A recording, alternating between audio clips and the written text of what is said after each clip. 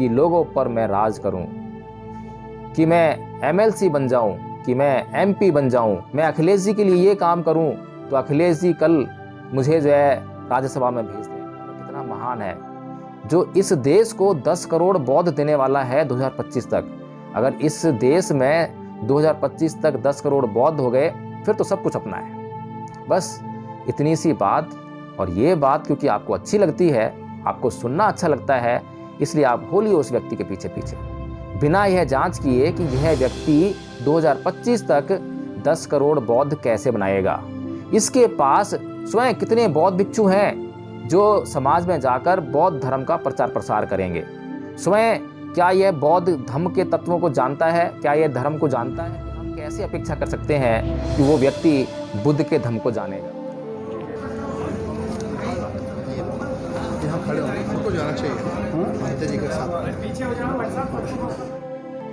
और जब मैंने ये वीडियोस बनाना आरंभ किया तो उसकी जब भनक इन लोगों को लगी तो आप जानेंगे कि उसी समय से राजरत्न अंबेडकर ने ये जो भिक्खु समुद्रतन है इसका साथ छोड़ दिया।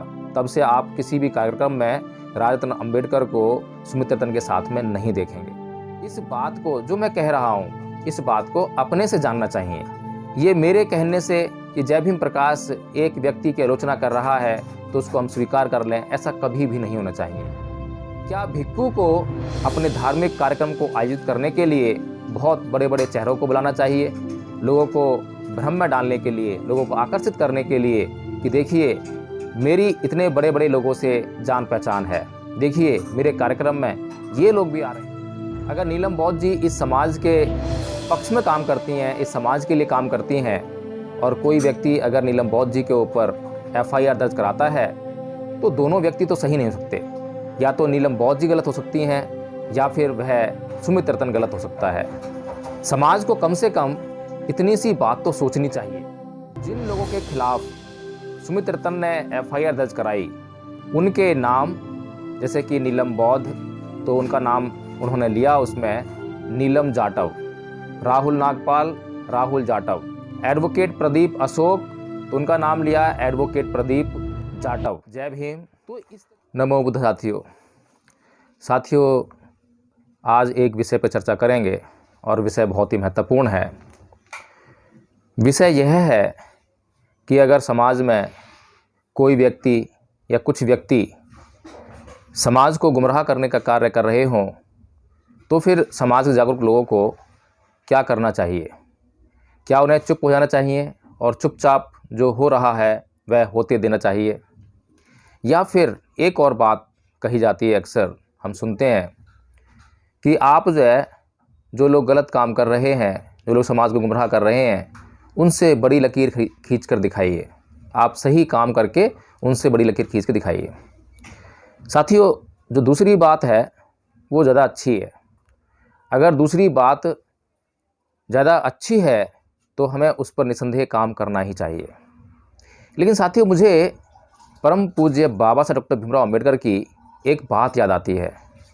वह बात है 18 मार्च सन 1956 को आगरा की भूमि से उनके भाषण में कही गई। उन्होंने कहा कि ऐ मेरे समाज के लोगों, इस कारवां को मैं बड़े कष्ट सहन करके, बहुत ज़्यादा विरोध का सामना करके, अपनी जान को जोखिम में डालकर, अपने परिवार को बर्बाद करके यहाँ तक लाया हूँ। अगर तुम इस कारवां को आगे ना ले जा सको तो इसे यहीं छोड़ देना, लेकिन किसी भी सूरत में इस कारवां को पीछे मत जाने देना। तो साथियों, कई बातें हमारे सामने आई हैं। अब उन बातों में से कब और कौन सी बात को हमें चुनना है, इस बात पर हमें आज थोड़ा सा ध्यान केंद्रित करना है।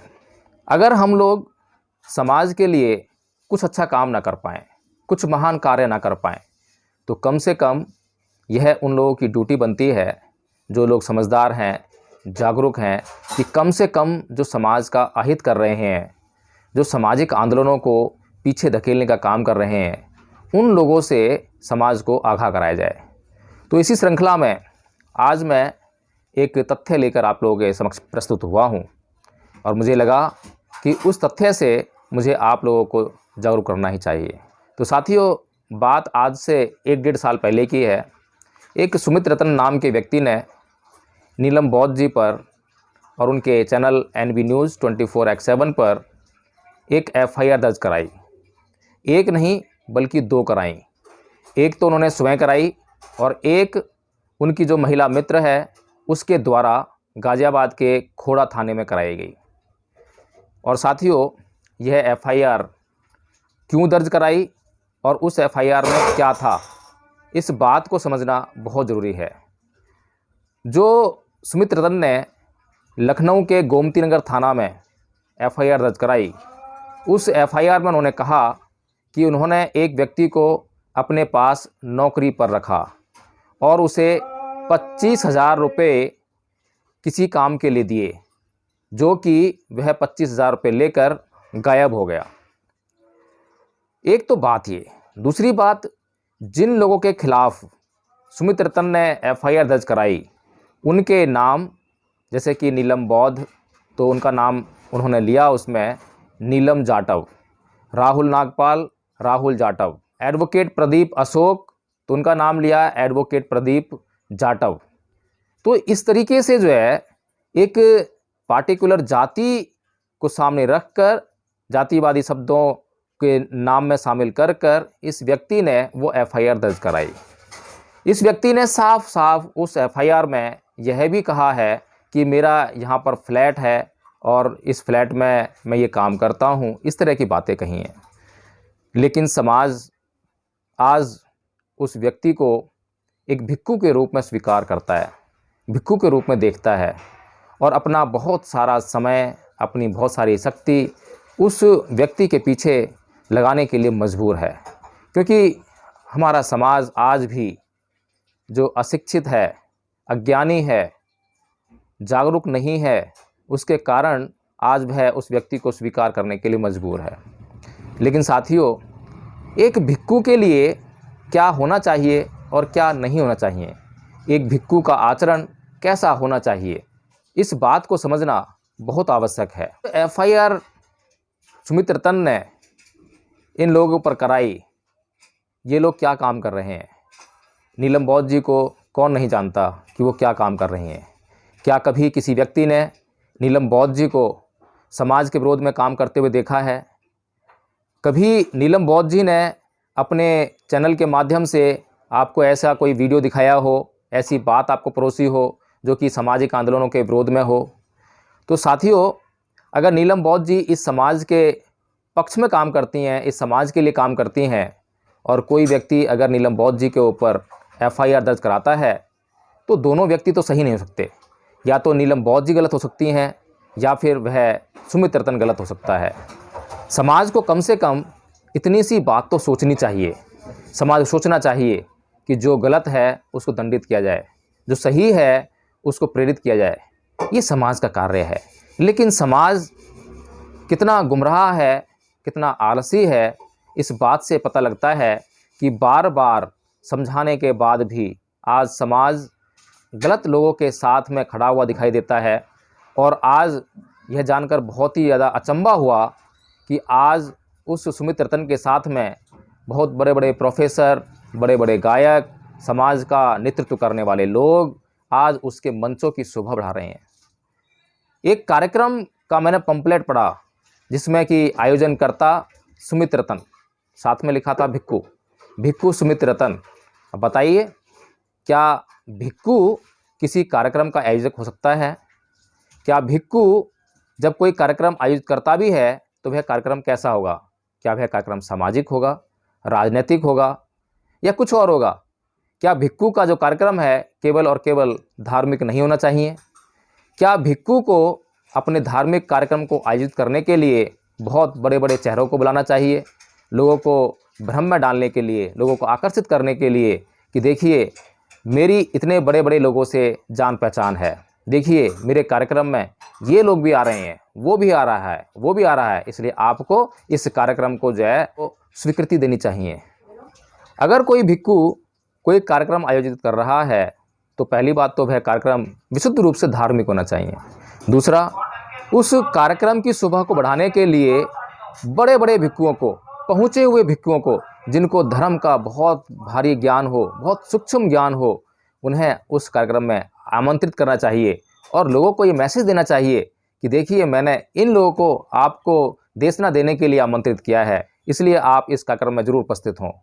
तब तो समझ में आए कि हाँ, ये भिक्खू वास्तव में कोई धर्म का कार्य कर रहा है, समाज को धर्म के लिए प्रेरित कर रहा है। लेकिन ये जो सुमित रतन है, ये कार्यक्रम आयोजित करता है और उसमें उन सभी बड़े बड़े चेहरों को आमंत्रित करता है।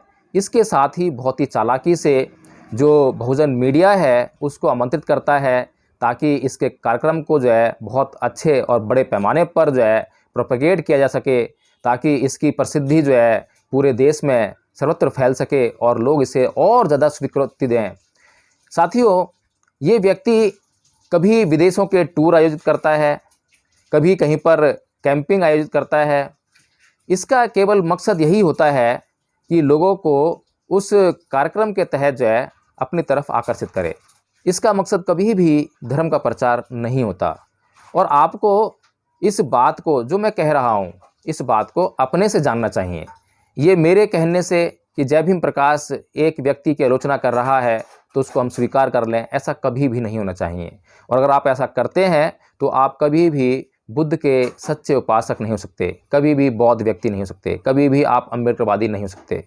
साथियों, मैंने आज से 1-1.5 साल पहले आप लोगों को अपने वीडियोज़ के माध्यम से बार बार ये समझाने का प्रयास किया, जब यह व्यक्ति राजरत्न अम्बेडकर के साथ में बड़े बड़े कार्यक्रम आयोजित कर रहा था और ये सारे में गाते फिर रहे थे कि हम 2025 तक 10 करोड़ बौद्ध बनाएंगे। और ये बात को लेकर राजरत्न अम्बेडकर और सुमित रतन ने बहुत सारे कार्यक्रम आयोजित किए। और जब मैंने ये वीडियोज़ बनाना आरंभ किया तो उसकी जब भनक इन लोगों को लगी तो आप जानेंगे कि उसी समय से राजरत्न अम्बेडकर ने ये जो भिक्खू सुमित रतन है इसका साथ छोड़ दिया। तब से आप किसी भी कार्यक्रम में राजरत्न अम्बेडकर को सुमित रतन के साथ में नहीं देखेंगे। साथियों, बातें तो बहुत सारी पता लगी हैं इस व्यक्ति के बारे में, बहुत सारी ऐसी बातें पता लगी हैं लोगों के ज़रिए, लेकिन उन सभी बातों का हमारे पास प्रमाण ना होने की वजह से हम आपको वो बातें नहीं बता सकते हैं। हम केवल उन बातों की चर्चा करेंगे जिनको हम देखते ही पहचान लें। ये जो बात है, ये जो इसका आचरण है, ये धर्मयुक्त नहीं है, ये धर्म के अनुकूल नहीं है। साथियों, अभी दिल्ली के कॉन्स्टिट्यूशन क्लब में एक कार्यक्रम आयोजित किया गया, जिस पर कि मंच पर सभी राजनीतिक व्यक्ति विद्यमान थे, जिसमें कि स्वामी प्रसाद मौर्य जी, जो कि आजकल बहुत चर्चा में हैं, वे भी मौजूद थे। और जब स्वामी प्रसाद मौर्य जी भाषण देने के लिए खड़े हुए तो यह व्यक्ति उनके पीछे आकर खड़ा हो गया और स्वामी प्रसाद मौर्य जी ने पहले तो संकेत से कई बार इनको बैठने के लिए कहा, लेकिन ये बैठे नहीं। तो उन्होंने इसको डांटते हुए बोला कि आप वहाँ बैठिए, मैं आपको कई बार बोल चुका हूँ। और आप ये स्वयं देख लीजिए, ये वीडियो जो है, ये क्लिप देखिए आप। यहाँ खड़े होंगे, फोटो जाना चाहिए महंत जी के साथ। पीछे हो जाओ भाई साहब।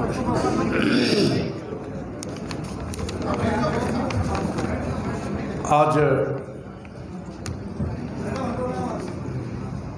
इस ऐतिहासिक कॉन्स्टिट्यूशन क्लब में यहाँ पर उपस्थित सभी हमारे सम्मानित साथियों, भाइयों, बहनों, नौजवान साथियों, पत्रकार बंधुओं, जैसा कि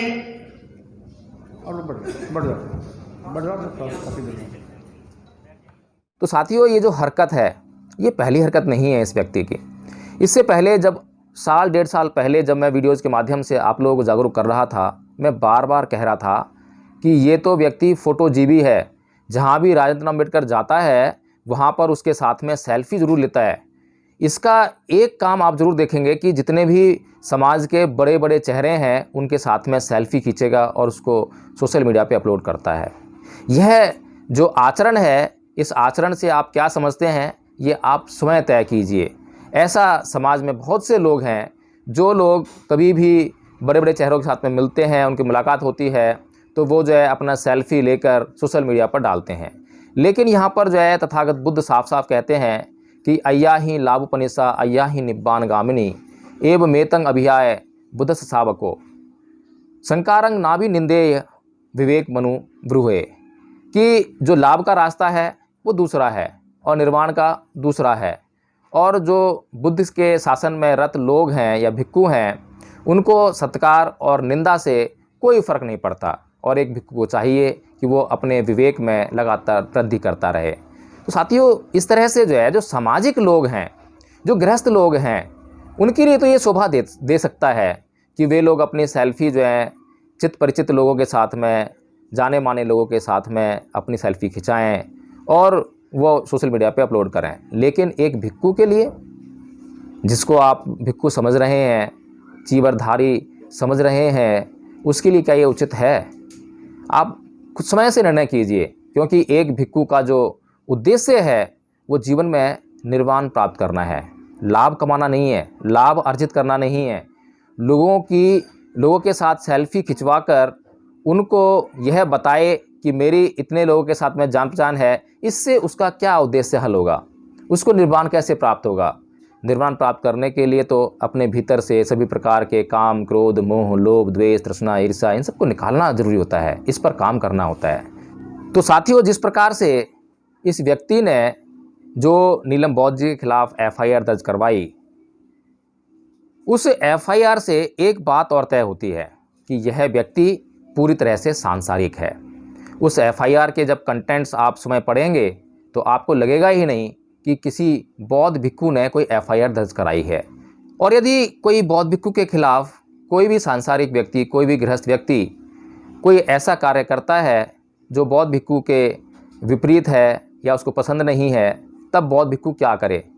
इसके लिए बुद्ध ने धम्मपद में पर्याप्त मार्गदर्शन दिया है।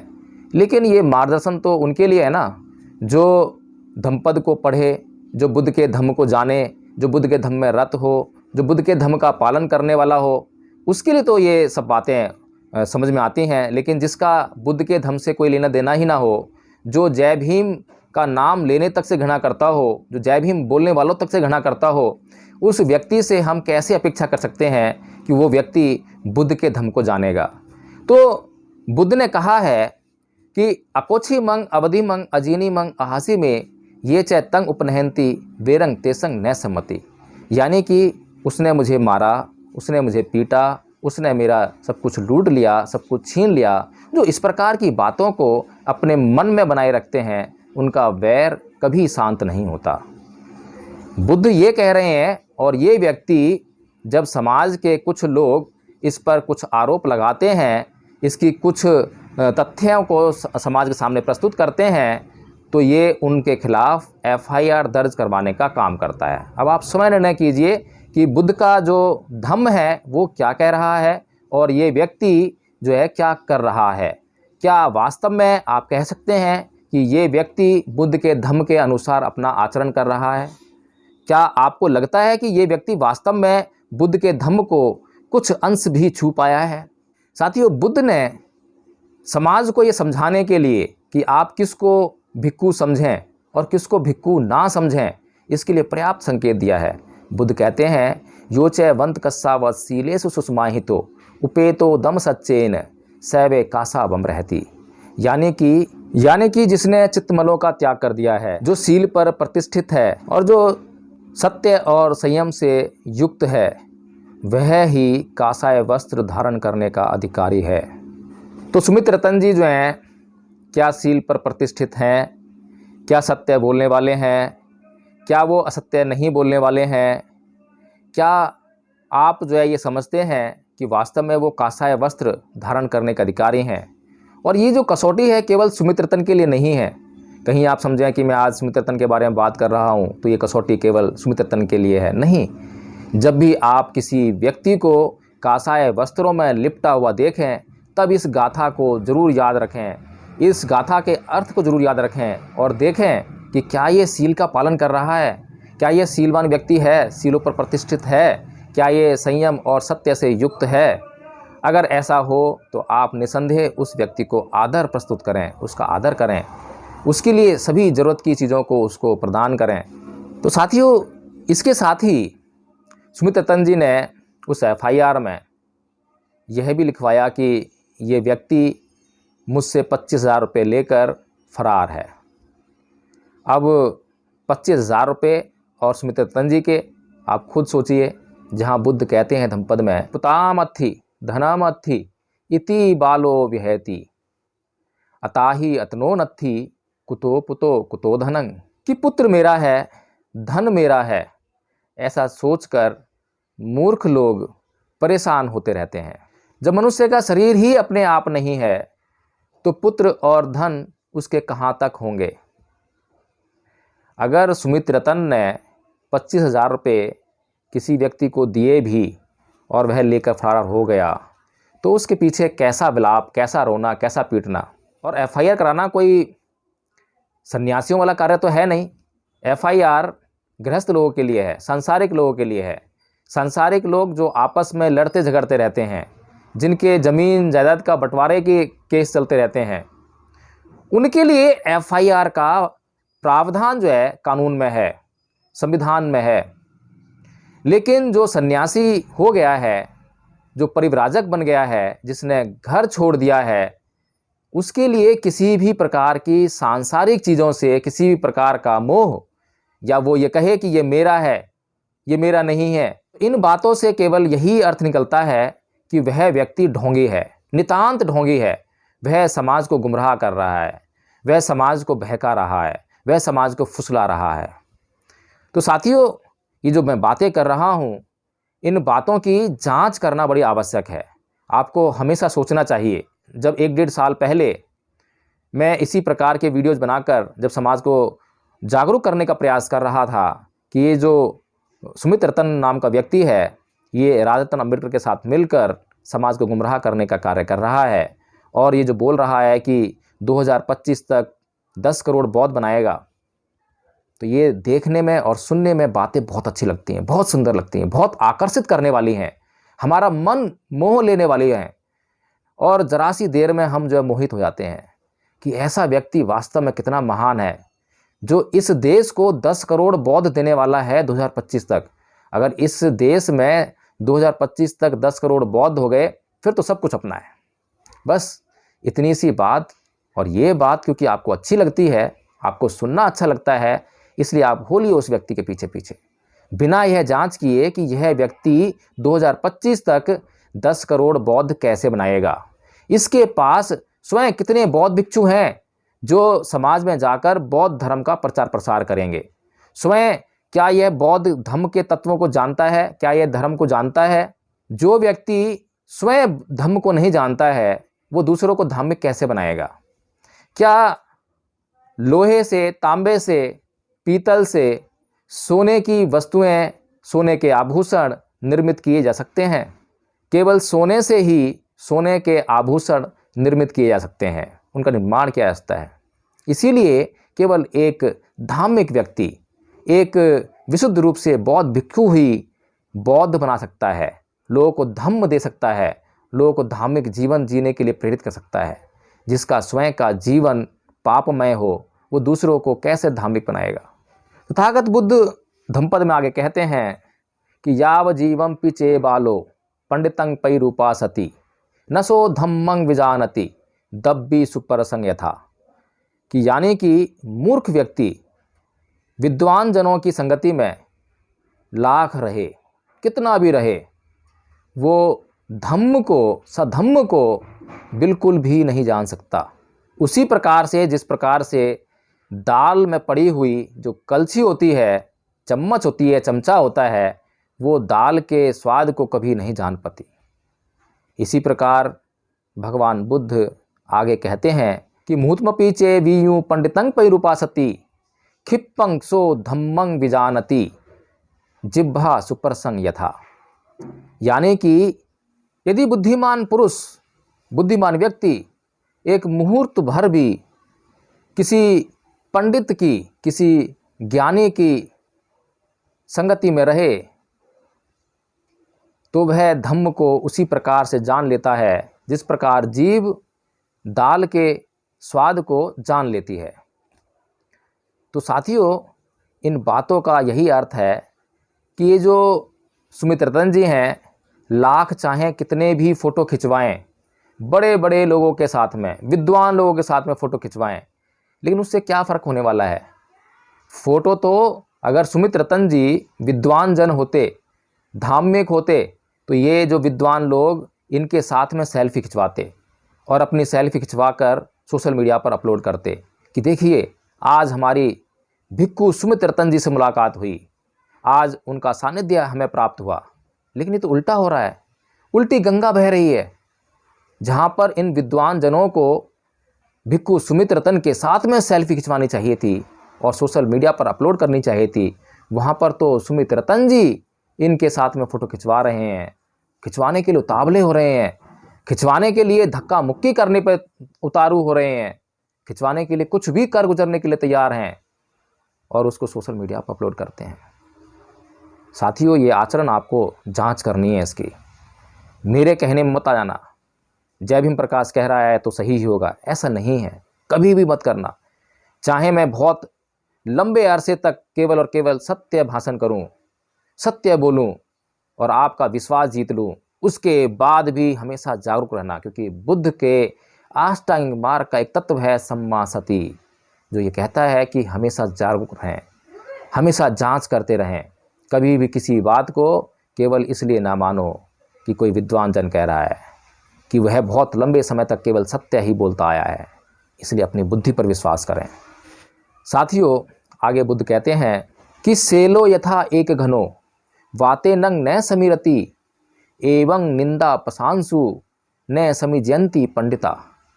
यानी कि जिस प्रकार से बहुत बड़े हवा का झोंका आए, आंधी आए, तूफान आए, लेकिन जो सेल पर्वत है वो अपने स्थान से कभी नहीं डिगता, उसी प्रकार से विद्वान जन कभी भी अपनी निंदा से विचलित नहीं होते, अपनी प्रशंसा से विचलित नहीं होते।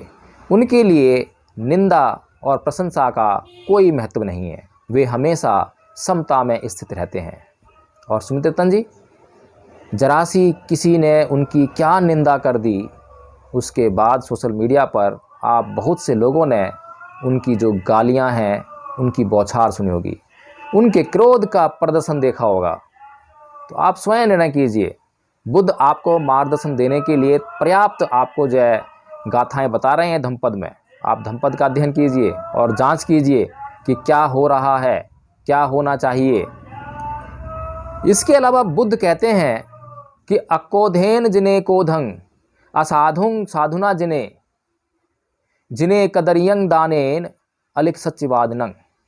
यानी कि क्रोध को अक्रोध से जीतिए, असाधुता को यानी कि जो लोग दुष्ट होते हैं उनकी दुष्टता को भलाई से जीतिए, और जो कंजूसी है उसको दान देकर जीतिए, और जो झूठ है, झूठ बोलना है, झूठ बोलने की प्रवृत्ति है, उसको सच बोलकर जीतिए।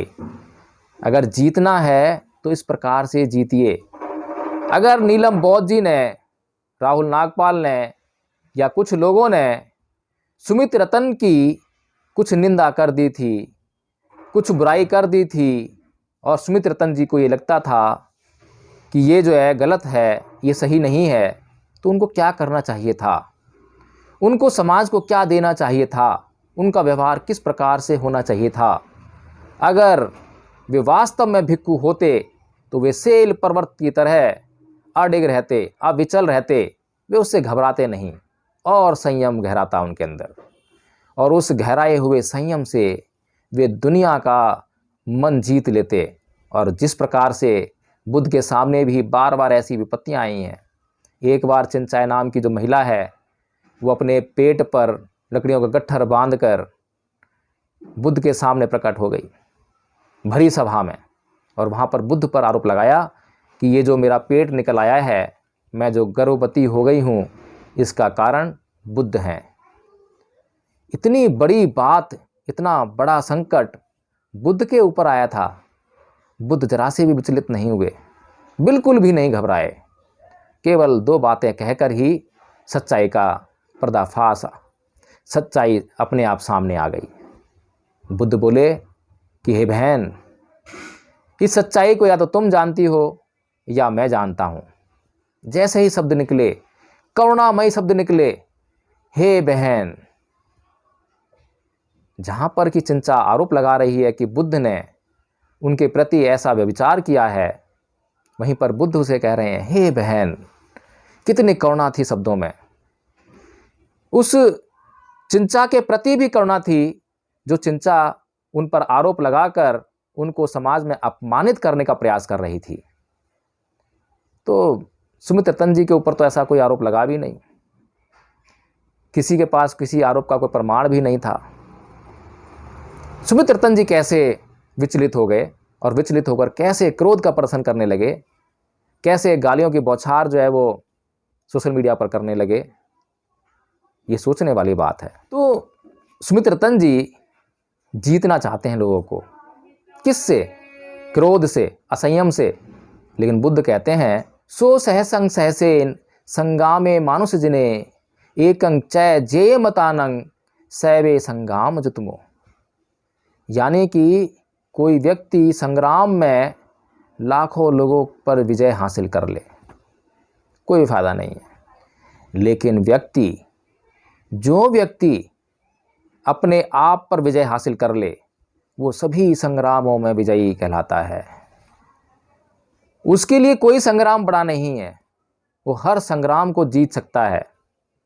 तो सुमित्र तंज जी के सामने भी एक संग्राम पैदा हुआ, एक युद्ध पैदा हुआ। उस युद्ध में अगर उन्होंने अपने ऊपर विजय हासिल की होती तो किसी को जीतने की आवश्यकता ही न रह जाती, सभी अपने आप से विजित हो जाते। जिस व्यक्ति ने अपने भीतर से राग, द्वेष और मोह को निकाल दिया हो, दुश्मनी के भाव को निकाल दिया हो, सबको मित्र समझने की ही प्रतिज्ञा की हो, तो क्या उसका कोई दुश्मन हो सकता है?